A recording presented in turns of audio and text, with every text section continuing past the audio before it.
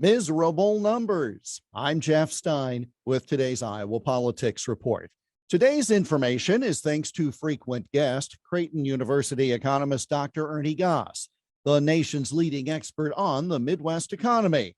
He recently posted numbers tied to a revised misery index. He noted that in the 1970s, economist Arthur Okun created the misery index to calculate how the average U.S. resident was suffering from an economic standpoint. Okun added the unemployment rate to the annual inflation rate in coming up with his numbers.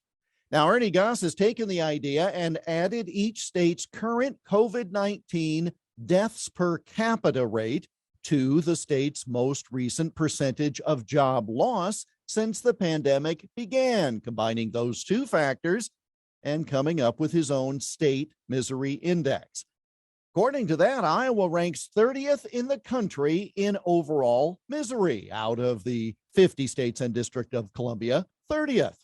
New York State is the most miserable, while Utah is the least miserable. And I suppose the middle of the pack is not a bad place to be when looking at such things. But here's an interesting point. New York has the most deaths per capita and most job loss per capita when those factors are combined, but has a vaccination rate of 67.1%. Iowa, by comparison, far fewer deaths, far fewer lost jobs, and a vaccination rate well below that of New York. They are at 67.1%. We're at 55.8%.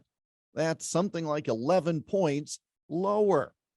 By the way, 9 of the top 10 most miserable states in this assessment have Democrat governors, and the 10th is Massachusetts, which is still pretty liberal despite having a Republican governor.